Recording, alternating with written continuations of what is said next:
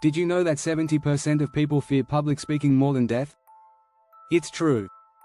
Yet, effective leaders don't just speak, they command attention, inspire action, and make a lasting impact with their words. And here's the secret, it's not about what you say, but how you say it. In this video, you'll discover 6 powerful phrases that will instantly elevate your speaking game. These aren't just any phrases, they are the ones that leaders around the world use to build trust, drive change, and create unforgettable moments. Imagine speaking with the confidence of a CEO, the charisma of a world leader, and the impact of a motivational speaker, all with just a few simple words. Get ready to learn how to turn your speech into a tool for leadership. By mastering these phrases, you'll become the kind of speaker who can walk into any room, take charge, and leave a lasting impression. Ready to transform your voice? Let's dive in. Chapter 1: Command the room. This is my vision. When you step into a room, you need to own it. One of the quickest ways to do that is by using the phrase, "This is my vision." It's more than just words, it's a powerful signal to others that you know exactly where you're headed and you have the confidence to take them along. Leadership is about clarity, and when you clearly state your vision, it builds authority instantly. According to a study from the Harvard Business Review, leaders who articulate a clear vision inspire higher engagement from their teams. Employees are 40% more likely to be motivated when they understand their leader's vision and purpose. So, when you speak with conviction, people listen. Great leaders like Steve Jobs often use vision to guide their teams. He famously said, "The people who are crazy enough to think they can change the world are the ones who do." When you speak your vision, you aren't just stating your goals, you're inviting others to join you in your mission. Make sure your vision is simple and direct. Avoid jargon that confuses people. For example, rather than saying, "We need to synergize our global market penetration efforts," say, "We're going to expand our reach globally, and here's how we'll do it." Clarity is key. Leaders who communicate with certainty gain trust.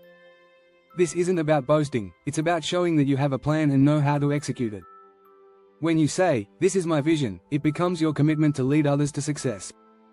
This phrase also shows that you are proactive, not reactive. The best leaders don't wait for things to happen, they make them happen. And when you speak with confidence about the direction you're taking, people feel that energy and are more likely to follow you. Chapter 2: The Power of Pause. Let that sink in. The power of a pause can be more influential than 1,000 words. The phrase, "let that sink in," is a secret weapon in every leader's arsenal. It's all about creating space for your audience to absorb and reflect on what you've just said. In a world where we're constantly bombarded with information, giving people time to think is rare and powerful. Research shows that speakers who pause strategically can increase their audience's understanding by 20%. A well-timed pause gives your audience the chance to digest the information and makes your words linger longer. It adds weight to your message and boosts your credibility. Famous leaders like Barack Obama mastered the art of the pause. He often paused after making key points during speeches, allowing the audience to process the information. His speechwriters once said, he always knew when to give the audience time to reflect, which is one of the reasons why his speeches were so memorable. Pauses also demonstrate confidence. When you speak without rushing, you show that you are in control of the moment. It signals that you don't need to fill every second with words, which is something that many people struggle with. And when you do speak after a pause, your words have a greater impact. Another benefit of pausing is that it allows you to assess your audience's reactions. Are they nodding?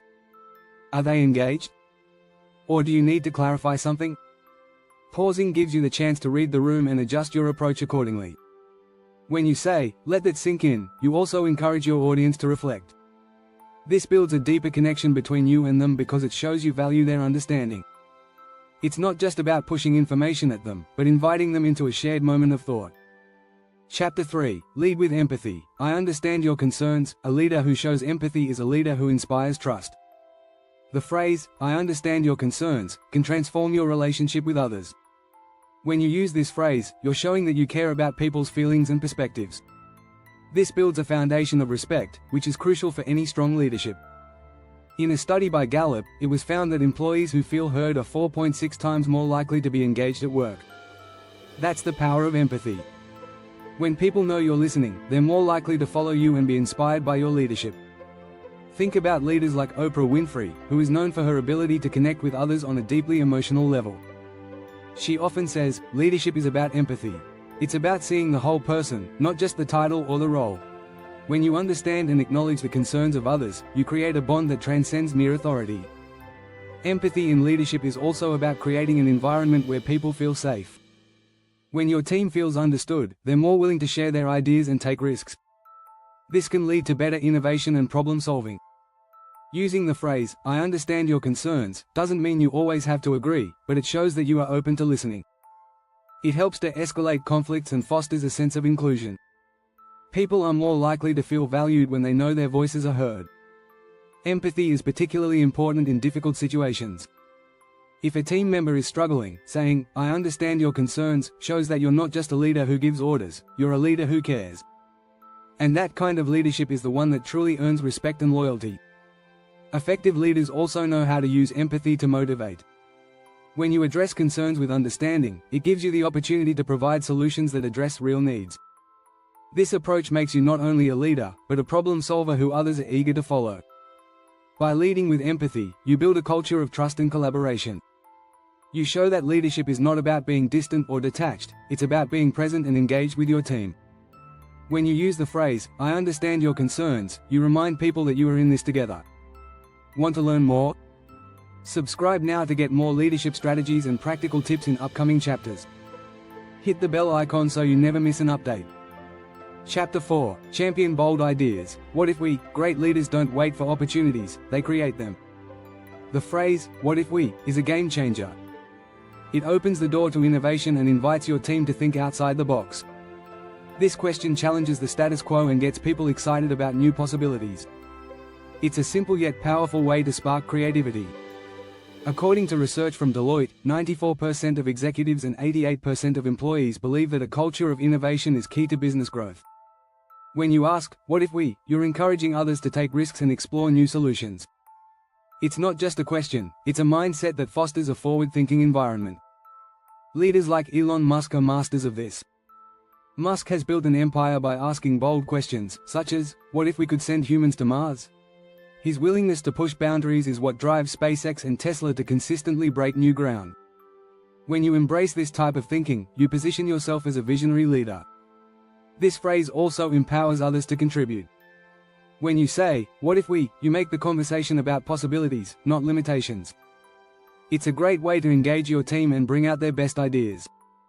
It gives them the confidence to speak up and challenge conventional thinking. Asking, "what if we," also helps shift your mindset from problem-focused to solution-focused.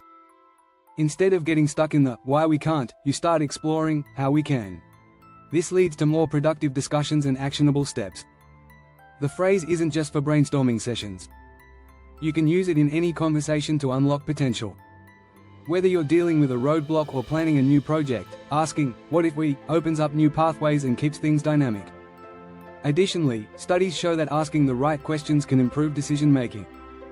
In a McKinsey survey, 79% of business leaders said that encouraging diverse viewpoints helps them make better decisions.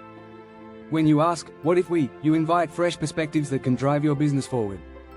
So, the next time you face a challenge, try asking, "what if we?" It'll spark new ideas, foster collaboration, and put you in a position to lead with confidence.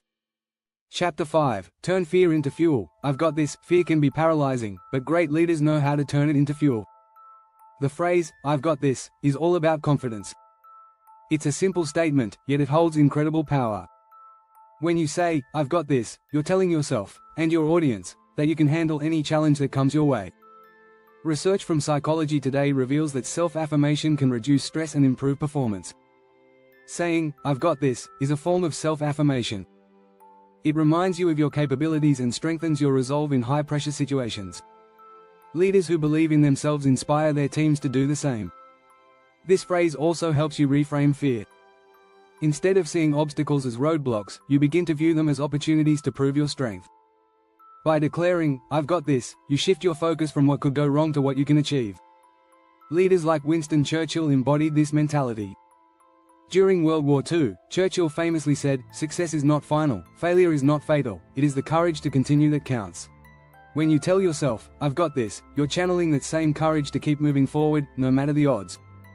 Confidence is contagious. When you speak with certainty, your team picks up on that energy.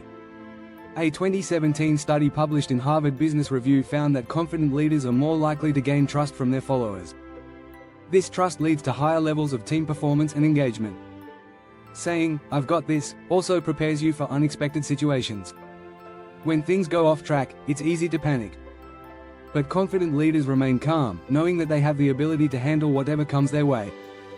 This calmness under pressure is what separates good leaders from great ones. It's important to remember that confidence doesn't mean arrogance. "I've got this" isn't about pretending you have all the answers, it's about having faith in your ability to find solutions. It's a mindset that empowers you to keep moving forward, even in uncertain times. So, the next time you feel fear creeping in, pause, take a deep breath, and say to yourself, "I've got this." It'll help you overcome self-doubt and keep you focused on the bigger picture. Want to take your leadership skills to the next level? Subscribe to our channel for more leadership tips, and hit that notification bell so you won't miss our next video on mastering your speaking skills.